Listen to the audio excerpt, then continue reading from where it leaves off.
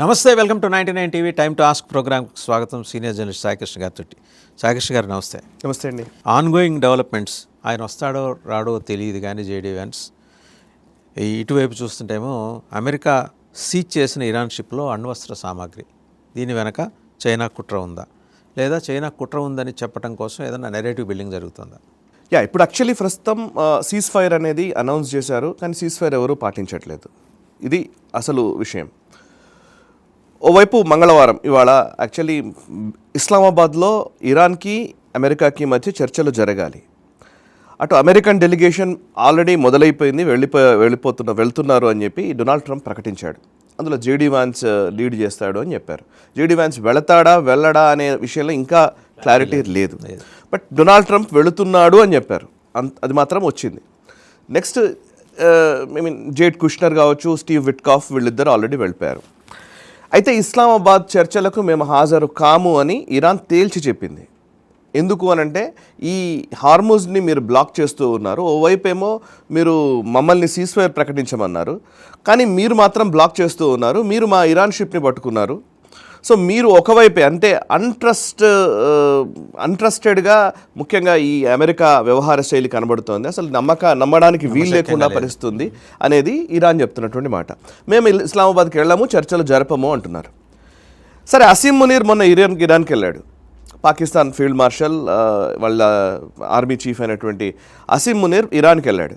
వెళ్ళిన టైంలోనే Donald Trump చేసినటువంటి ట్వీట్ మనకు తెలుసు. డొనాల్డ్ ట్రంప్ ఏం చేశాడు? My favourite field marshal Asim Munir అని, my favourite leader Shehbaz Sharif అని కోట్ చేయడంతో ఇప్పుడు అమెరికా ఇంట్రెస్ట్ వెంటనే ఆయన కోట్ చేయడం ఒక లెక్క అయితే, ఆ ట్వీట్ చేసిన వెంటనే ఇక షెహబాజ్ షరీఫ్ అయితే ధన్యోస్మి అన్నట్టుగా డొనాల్డ్ ట్రంప్కి రిప్లై ఇచ్చిన పరిస్థితి. సో మీరు మమ్మల్ని పొగొట్టడం అంటే చాలా గొప్ప విషయం అన్నట్టుగా షెహబాజ్ షరీఫ్ మాట్లాడాడు. ఇప్పుడు Islamabad credibility and America credibility ఇవన్నీ తేలిపోయినాయి. సో ఇప్పుడు అమెరికా ఇరాన్ అక్కడికి ఎలా వెళ్ళగలుగుతుంది? ఇది విషయం. ఈ టైంలో సీజ్ ఫైర్ ప్రకటించిన టైంలోనే రెండు కీలకమైన అంశాలు జరిగాయి. ఒకటి, భారత మర్చెంట్ నావికి సంబంధించినటువంటి మన షిప్మెంట్స్ వస్తూ ఉంటే ఇరానియన్ IRGCకి సంబంధించినటువంటి వాళ్ళు ఫైరింగ్ చేశారు. సో ఇది చాలా సీరియస్ ఇష్యూ. దాంట్లో ఆడియో రికార్డింగ్ కూడా బయటకు వచ్చింది. అందులో చెప్తున్నారు, మీరు మాకు పర్మిషన్ ఇచ్చారు, మళ్ళీ మీరు ఎందుకు ఫైర్ చేస్తున్నారు సో అని మన మర్చెంట్ నావికి సంబంధించిన కమాండర్ చెప్తున్నటువంటి పరిస్థితి. ఆ ఆడియో రిలీజ్ కూడా అయింది. తర్వాత భారతదేశం చాలా సీరియస్గా రియాక్ట్ అయింది. వాళ్ళు కూడా దానికి రిగ్రెట్ అవుతున్నట్టుగా వాళ్ళు కూడా ప్రకటన ఇచ్చారు. ఇవన్నీ జరిగినాయి. కానీ ఇప్పుడు ఇంకొకటి ఏంటంటే, ఇరాన్ పొలిటికల్ లీడర్షిప్కి అక్కడ ఉన్నటువంటి హార్ముజ్లో ఆపరేట్ చేస్తున్నటువంటి సైన్యానికి మధ్య ఎక్కడో కమ్యూనికేషన్ గ్యాప్ ఉన్నదనేది ఇంకో వైపు వస్తుంది. ఇక మరొక అంశం, కీలక అంశం ఏంటి అని అంటే, చైనా నుంచి ఇరాన్కి వస్తున్నటువంటి ఒక షిప్ని, చాలా పెద్ద షిప్, అది షిప్ని అమెరికా ఆపేసింది. అమెరికా గల్ఫ్ ఆఫ్ ఒమన్ దగ్గర వాళ్ళు పట్టుకొని దాన్ని ఆపేసి డీటైన్ చేయడంతో దాంట్లో ఉన్న విషయాలు ఇప్పుడు ఇవాళ అమెరికా చెబుతున్న దాని ప్రకారం, అంటే సెంట్రల్ కమాండ్ ఉంటుంది కదా, వాళ్ళ గల్ఫ్లో ఉండేటువంటి సెంట్రల్ కమాండ్ ఇచ్చినటువంటి ప్రకటన ఆధారంగా చూస్తే ఆ షిప్కి సంబంధించిన వివరాలు వాళ్ళు చెప్పారు. టౌస్కా దాని పేరు. ఈవెన్ దీని మీదనే డొనాల్డ్ ట్రంప్ కూడా ట్వీట్ చేశాడు. నేను ఒకసారి డొనాల్డ్ ట్రంప్ ఏం చెప్పాడో చెప్తాను. డొనాల్డ్ ట్రంప్ చెప్పింది ఏంటంటే, US శాంక్షన్స్ వేసినటువంటి షిప్ ఇది టౌస్కా. ఈ షిప్ చాలా పెద్దగా ఉంది, అంటే 900 ఫీట్స్ లాంగ్ ఉంది, పెద్దది, పొడవు ఉంది. అండ్ అంతేకాదు అది ఆల్మోస్ట్ ఎయిర్ క్రాఫ్ట్ క్యారియర్ ఎంత వెయిట్ ఉంటుందో అంత వెయిట్ ఉన్నటువంటి షిప్ అని డొనాల్డ్ ట్రంపే స్వయంగా ట్రూత్ సోషల్లో పోస్ట్ చేశాడు. అండ్ దాంట్లో ఏముంది అని అంటే కనుక, చైనా నుంచి వస్తున్నటువంటి ఇరాన్కి వస్తున్నటువంటి షిప్మెంట్ ఇది. దాన్ని USS స్ప్రూయెన్స్ అనే వాళ్ళ వార్షిప్ ఒకటి ఉంటుంది, USSకి సంబంధించి డిస్ట్రాయర్. అది ఆ డిస్ట్రాయర్ ఈ షిప్ని ఆపింది, ఇంటర్సెప్ట్ చేసింది. వాళ్ళ ఇంజన్కి హోల్ పెట్టడంతో, ఫైర్ చేసి హోల్ పెట్టడంతో ఆ షిప్ని ఆపగలిగాము. ఆ షిప్ ఇప్పుడు మా కంట్రోల్లో ఉందని చెప్పాడు. దాంట్లో ఏమున్నాయి అని అంటే కనుక, USకి సంబంధించిన సెంట్రల్ కమాండ్ ఇస్తున్నటువంటి సమాచారం ప్రకారం అందులో డ్యూయల్ యూసేజ్ అంటారు. మామూలుగా అయితే ఏంటంటే, ఇప్పుడు ఈ మెటీరియల్స్ కొన్ని ఉంటాయి కదా, మెటల్స్, పైప్స్, లేకపోతే ఎలక్ట్రానిక్ మెషినరీ, ఇవన్నీ ఉంటాయి కదా. ఇవన్నీ మామూలుగా మనం ఏ బొమ్మలకు వాడేటివో, లేకపోతే ఇంకోదానికో వాడే డ్రోన్స్ కోసం ఏదనుకో వాడేటివి అన్నట్టుగా మనకు కనబడతాయి. కానీ ఆ మెటీరియల్ని వీళ్ళు ప్రాసెస్ చేస్తే న్యూక్లియర్ వెపన్స్కి వాడుకోవచ్చు. సో డ్యూయల్ యూసేజ్ మెటీరియల్ అంటారు దీన్ని. అంటే మామూలు సివిలియన్ పర్పసెస్కి యూజ్ చేయొచ్చు, యాజ్ వెల్ యాజ్ అణ్వస్త్రాలకు కూడా ఉపయోగించేటువంటి మెటీరియల్స్ ఇవి ఇందులో ఉన్నాయన్నీ. మామూలుగా ఎక్కడైనా కానీ షిప్మెంట్స్ ఇలాగే జరుగుతాయి. ఒక ప్లేస్ నుంచి ఇంకో ప్లేస్కి ఏదైనా అణ్వస్త్రాలకు సంబంధించినవి పోవాలంటే డైరెక్ట్ యురేనియం పంపించరు, డైరెక్ట్గా అణ్వస్త్రాలకు కావాల్సింది పంపించరు కదా. సో వాళ్ళు ఇంకొక ప్రాసెస్ చేస్తారు, ఇంకో షేప్లో పంపిస్తారు.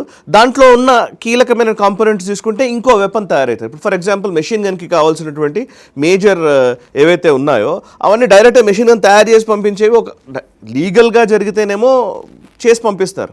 ఇది ఇల్లీగల్గా జరిగే వ్యవహారాల్లో ఎలా ఉంటాయంటే అసెంబుల్ చేసుకుంటారనమాట. అక్కడికి వెళ్ళిన తర్వాత ఒకటి ఏదో పైప్లో ఒక మెటీరియల్ పెడతారు, ఒక పర్టికులర్లీ ఒక ఇంజిన్కి సంబంధించి ఏదో మోటారో లేకపోతే ట్రాక్టర్లకు వాడే మోటారో లేకపోతే ట్రాక్టర్ ట్రాలీయో దేనికో వాడేదానికి ఒక మెటీరియల్ ఇస్తారు. ఈ మెటీరియల్ని ఆ మెటీరియల్ని కలిపి వెపన్ తయారు చేస్తారు. సో అట్లా ఈ డ్యూయల్ యూసేజ్ మెటీరియల్స్ దీంట్లో ఉన్నాయనేది ఇప్పుడు అమెరికా చెప్తున్నటువంటి మాట. సో ఇందులో ఏమైంది, ఎప్పుడు శాటిలైట్ అండి వాళ్ళు నోటీస్. సో యాక్చువల్లీ శాటిలైట్ ద్వారా ఈ షిప్ మూవ్మెంట్స్ గురించి కనుక్కున్నారు. ఈ షిప్ ఎక్కడి నుంచి ఎక్కడికి వచ్చింది అని అంటే first ship movement first important. అంటే మేజర్గా మొన్న డొనాల్డ్ ట్రంప్ ఏం చెప్పాడు, హార్ముజ్ని మేము బ్లాక్ చేస్తాము అన్నదానికి మేజర్ రీజన్ ఏంటంటే ఇదే. హార్ముజ్ని బ్లాక్ చేస్తాను అని అంటే ఇరాన్ అంటే స్టాక్ పైల్స్ ఉంటాయి కదా వాళ్ళ మిజైల్ ఆర్సనరీ ఇవన్నీ చూస్తే కూడా వాళ్ళు కొడుతూనే ఉన్నారు. డ్రోన్స్ వస్తున్నాయి, లేకపోతే మిజైల్ అటాక్స్ చేస్తున్నారు. ఎన్ని దాచుకున్నారు వాళ్ళు, ఎన్ని రోజులు వాళ్ళు కొట్టగలరు అని అంటే యుఎస్ ఇంటెలిజెన్స్ ఏజెన్సీస్ ఇస్తున్నటువంటి రిపోర్ట్ ప్రకారం చూస్తే ఇరాన్ ఇంకా 2 నెలలు వాళ్ళ మిజైల్స్తో అటాక్ చేయగలరు అని చెప్పేసి యుఎస్ ఇంటెలిజెన్స్ రిపోర్ట్ ఇచ్చింది. వాళ్ళ స్టాక్ పైల్స్ అన్నీ ఎక్కడున్నాయి అనేది ఒక పాయింట్. రెండోది, వాళ్ళకి ఎవరైనా సహాయం చేస్తున్నారా, వాళ్ళ అణ్వస్త్రాలకు కానీ వాళ్ళకి సంబంధించినటువంటి ఏదైనా వెపనరీ తయారు చేసుకోవడానికి కావాల్సిన సహకారం ఎవరిస్తున్నారు అంటే మేజర్గా వాళ్ళందరికీ అనుమానం ఏంటి అని అంటే చైనానే. అమెరికన్ షిప్స్ అన్నిటిపైన రష్యన్ షిప్స్ అన్నిటిపైన శాంక్షన్స్ ఉంటాయి. మరి ఉక్రెయిన్ వార్ జరిగిన తర్వాత నుంచి ఆల్మోస్ట్ 2 సంవత్సరాలు 3 సంవత్సరాల నుంచి రష్యా మీద పూర్తి నిఘా ఉంది. రష్యన్ మూమెంట్స్ ప్రతి మూమెంట్ని అమెరికన్ శాటిలైట్స్ యూరోపియన్ శాటిలైట్స్ పట్టుకుంటాయి. చైనా మీద కూడా అంతే గూఢచర్యం చేస్తారు వీళ్ళు, అంతే నిఘా పెడతారు. బట్ చైనా ట్రేడ్ చాలా పెద్దది కాబట్టి, అంటే రష్యాతో పోల్చితే చైనా ట్రేడ్ చాలా పెద్దది, వాళ్ళ వాణిజ్యం చాలా పెద్దది, వాళ్ళు చాలా దేశాలకి చాలా ఎగుమతులు చేస్తూ ఉంటారు. సో అందులో భాగంగా వాళ్ళు ఈజీగా ఇట్లాంటి పనులు చేయవచ్చు. సో అందుకోసమనే ఇరాన్కి సంబంధించినటువంటి సాయము ఏదో వెపనరీ రూపంలోనో ఇంకోటో వస్తోంది చైనా నుంచి వస్తోంది అనేది తెలుసు. సో దాని మీద నిఘా పెడితే ఒక ఈ శాటిలైట్ మ్యాపింగ్ చేసేటువంటి కంపెనీ ఇచ్చినటువంటి సమాచారం ప్రకారం ఏంటంటే టైకాంగ్ పోర్ట్లో నార్త్ షాంఘైకి ఉత్తరాన ఉన్నటువంటి పోర్ట్లో ఇది మార్చ్ 25వ తేదీన ఈ షిప్ టౌస్కా అనే షిప్ ఫస్ట్ డాక్ అయి ఉందంట. అక్కడ నుంచి సదరన్ పార్ట్లోకి వచ్చింది. ఏంటి అంటే గౌలాన్ పోర్ట్ అని ఉంది చైనాలో, అది మార్చి 29, 30 తేదీలకి అక్కడికి వచ్చింది.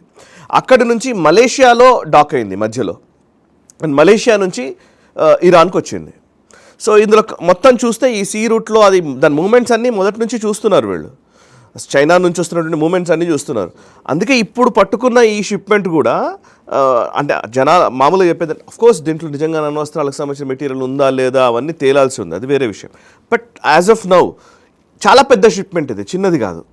ఆ షిప్ని పట్టుకోవడం అనేది చాలా పెద్ద విషయం. దీనికి ఆల్మోస్ట్ 6 అవర్స్ పాటు వాళ్ళ యుఎస్ డిస్ట్రాయర్ వాళ్ళని బెదిరిస్తూ వాళ్ళని ఆపుతూ వాళ్ళని కట్టడి చేసి ఆల్మోస్ట్ 6 గంటల పాటు వాళ్ళని నిలిపివేశారు. ఇక తర్వాత ఫైర్ చేసి మొత్తానికి అదుపులోకి తీసుకున్నారు ఇరాన్ షిప్ని. సో ఇది అంటే captain and other personal work వాళ్ళందరినీ అదుపులోకి తీసుకున్నారు. వాళ్ళందరూ ఇరానియన్స్ అని చెప్తున్నారు, వాళ్ళందరినీ అదుపులోకి తీసుకున్నారు. అండ్ ఇప్పుడు ఇరాన్ కూడా చెప్తున్నది ఏంటి అంటే మేము వెంటనే దాడి చేసేవాళ్ళము యుఎస్ పైన, కానీ అందులో ఉన్నటువంటి పర్సనల్ వాళ్ళందరూ కూడా వాళ్ళ ఫ్యామిలీస్ వాళ్ళని దృష్టిలో ఉంచుకొని మేము చేయలేదు అని చెప్పేసి ఇరాన్ అంటోంది. సో వీళ్ళకి ఏంటంటే ఇంకోటి, వీళ్ళకి ఇరాన్కి సంబంధించినటువంటి వీళ్ళ కోస్టల్ ఆపరేషన్స్ నిర్వహించేటువంటి సంస్థ ఉంది. అదేంటంటే ఐరిజల్ అంటారు దీన్ని. ఏంటంటే ఇది Islamic republic of Iran shipping lines, మన కోస్ట్ గార్డ్ లాంటిది ఒక రకంగా చెప్పాలంటే. సో వాళ్ళకి సంబంధించినటువంటి షిప్మెంట్ ఇది. ఈ పర్టికులర్ సంస్థ మీద అండ్ ఈ షిప్ మీద శాంక్షన్స్ వేశారు, చాలా సంవత్సరాల క్రితమే శాంక్షన్స్ వేశారు. బట్ అయినా తిరుగుతున్నది. ఇప్పుడు ఇరాన్ ఏం క్లెయిమ్ చేస్తుంది అని అంటే కనుక దీన్ని ఇప్పుడు మీరు పైరసీ అని అంటున్నారు, వాళ్ళు ఆర్మ్డ్ పైరసీ అంటున్నారు. మామూలుగా పైరేట్స్ మనకు తెలుసు, సముద్రపు దొంగలు వస్తూ ఉంటారు. సో అట్లాగే మీరు ఆర్మ్డ్ పైరసీ అని చెప్పి అమెరికా మీద ఇరాన్ మండిపడుతోంది. ఇట్లాంటి వాతావరణం ఉంది. సో ఓవరాల్గా చెప్పాలంటే ఇప్పుడున్న పరిస్థితుల్లో చైనా నుంచి వస్తున్నటువంటి సపోర్ట్ నిగ్గు తేల్చాల్సింది ఉంది. నిజంగా దాంట్లో ఏం సపోర్ట్ చేస్తున్నారు, ఎన్ని రోజుల నుంచి సపోర్ట్ నడుస్తోంది, ఇది కూడా తేలాలి. డెఫినెట్లీ కస్టడీలో ఉన్న వీళ్ళని ఇంట్రాగేట్ చేస్తే తెలిసే అంశాలేగా. అంటే వాళ్ళు ఏం చెప్తారు, వాళ్ళ దగ్గర పూర్తి డీటెయిల్స్ ఉండవు, చెప్పరు. అంటే వీళ్ళకి ఆల్రెడీ ప్రిపేర్డ్గా ఉంటారు కదా, ఏమో తెలియదు మాకెవరో. అంటే వీళ్ళు ఇంకోటి ఏంటంటే సీఫేరర్స్ అంటారు వీళ్ళని. ఈ పర్టికులర్ షిప్ మూవ్మెంట్స్ చేసేవాళ్ళు సీఫేరర్స్, వీళ్ళందరూ అందులో పనిచేసేవాళ్ళు. వీళ్ళందరూ ఏంటంటే దేశంతో సంబంధం లేదు, మేము పలానా ప్లేస్ నుంచి పలానా ప్లేస్కి తీసుకెళ్ళమని చెప్పారు, మేము తీసుకెళ్తున్నాము, ట్రేడ్ అనే చెప్తారు. అండ్ అందులో కూడా ఇప్పుడున్న దాంట్లో ఎవరు ఏ జాతీయులు అనేది తేలాల్సింది ఉంది. ఇందులో పాకిస్తానీ సీఫేరర్స్ కూడా ఉన్నారు అని ఒక కథనం వచ్చింది. అది ఇంకా తేలలేదు. అంటే ఇరానీ సీఫేరర్స్తో పాటు పాకిస్తానీ సీఫేరర్స్ కూడా ఉన్నారు అని చెప్పేసి అంటున్నారు. We have to see that. అది మళ్ళీ నెక్స్ట్ అప్డేట్స్ ఎట్లా వస్తాయో తెలియదు. బట్ ఓవరాల్గా అయితే ఇది ఒక పెద్ద దెబ్బనే ఇరాన్కి, అంతవరకు చెప్పగలను. ఎందుకంటే పెద్ద ఎయిర్ క్రాఫ్ట్ క్యారియర్ వెయిట్ ఉన్నటువంటి షిప్ అంటున్నాడు. అంటే చాలా పెద్ద షిప్ అంటే ఆల్మోస్ట్ యుఎస్ఎస్ జార్జ్ బుష్ అలాంటి ఆ టైప్. ఎగ్జాక్ట్లీ. షిప్. సో ఒక్క విషయం ఏంటంటే ఇప్పుడు ఒకవైపు చర్చలు జరుగుతున్న టైంలో ఇంకొక వైపు హార్మూజ్ బ్లాకేడ్ జరుగుతూ ఉండడము, అటు ఇరాన్ కూడా ఈ బ్లాకేడ్ జరుగుతున్న టైంలో అంటే ఇరాన్కి వచ్చే షిప్మెంట్స్, ఇరాన్ నుంచి వెళ్ళే షిప్మెంట్స్ అన్నిటినీ ఆపేస్తుంది అమెరికా. ఇదేంటి ఇరాన్కి వెళ్ళే షిప్మెంట్? ఇది ఇరాన్కి వెళ్ళే షిప్మెంట్, ఇరాన్ నుంచి వచ్చే షిప్మెంట్లను కూడా ఆపేస్తున్నారు. సో ఈ రెండింటికి మధ్య అది ఉండేసరి ఈ మొన్నటిదాకా అంటేనేమో ఈ నెల రోజులు ప్రపంచం బాధపడింది, ఇరాన్ కాదు. ఇరాన్ అఫ్ కోర్స్ వేరే రకంగా బాధపడింది. ఇరాన్ మీద మిజైల్ దాడులు వాటితోటి ఇబ్బంది పడవచ్చు కానీ, బట్ ఓవరాల్ ట్రేడ్ అయితే ఆగిపోలే. వాళ్ళు ఈ చైనాకి పంపించే షిప్మెంట్స్ పంపించుకున్నారు, అవన్నీ జరిగినాయి. బట్ ఇప్పుడు ఉన్న పరిస్థితుల్లో మళ్ళీ మొన్న అనుకున్నాం కదా మనము, సీజ్ ఫైర్ నిజంగా ఎన్నాళ్ళు ఉంటుంది అని. ఇన్నాళ్లే, వారం రోజులు కూడా గడవలేదు, 10 రోజులు కాలేదు, మళ్ళీ మొదలైంది గొడవ. సో ఇప్పుడు ఈ పర్టికులర్ ఆస్పెక్ట్కి సంబంధించి సాయి గారు ఒక విషయం చెప్పండి. దాంట్లో ఉన్న మెటీరియల్ని జాగ్రత్తగా ఎలిసిట్ చేసి మళ్ళీ ఎవాల్యుయేట్ చేయడం, ఎడ్యుకేట్ చేయడం, ఇవన్నీ అమెరికా చేస్తుందా, లేకపోతే కేవలం అనుమానంతో ఆ షిప్ని తీసి పక్కన పెట్టారా? అనుమానంతో పక్కన పెట్టారు, కానీ దాంట్లో ఉన్న మెటీరియల్ అంటే యూసేజ్ ఆఫ్ డ్యూయల్ యూసేజ్ అని వాళ్ళు అంటున్నారు. డ్యూయల్ యూసేజ్ అంటే ఇప్పుడు మనం కూడా చూసాం, ఇప్పుడు పాకిస్తాన్కి చైనా నుంచి వెళ్ళిన ఒక షిప్మెంట్ని మనం ముంబై దగ్గర ఆపి దాన్ని ఫ్రీజ్ చేసాం మన దగ్గర. మనం దాన్ని పెట్టిన తర్వాత అప్పుడు తెలిసింది కూడా అదే, మన నేవీ వాళ్ళు చెప్పింది కూడా అదే. ఏంటి అని అంటే ఇది డ్యూయల్ యూసేజ్తో కూడినటువంటి వీళ్ళు బ్యాలిస్టిక్ మిసైల్స్ తయారు చేయడానికి కావాల్సినటువంటి మెటీరియల్ అని చెప్పారు అప్పుడు కూడా. సో ఏదైనా సరే ఒక దేశం నుంచి ఇంకో దేశానికి వెళుతున్నప్పుడు మన అడ్వర్సరీ కాబట్టి, నిజానికి మనకు శత్రు దేశము పాకిస్తాన్కి వెళుతున్న షిప్మెంటు అనుమానాస్పదంగా ఉంది, దాన్ని తీసుకొచ్చి మనం ముంబై పోర్ట్లో పెట్టాము, దాన్ని సీజ్ చేసాము, ఈ మెటీరియల్ అక్కడికి ఎందుకు వెళ్తుంది అని అడిగాము. సో దాన్ని మనం గుర్తించగలుగుతాయి. కాకపోతే అన్నీ ప్రకటించారు బయటకి, చెప్పకూడదు కూడా కదా. సో ఏది సివిలియన్ పర్పసెస్ కోసం యూజ్ చేయకూడదా అని అడుగుతారు. ప్రోటోకాల్స్, డిప్లొమాటిక్ రూల్స్ ఉంటాయి. ఎగ్జాక్ట్లీ. శానిటేషన్ని గౌరవించాలి కాబట్టి.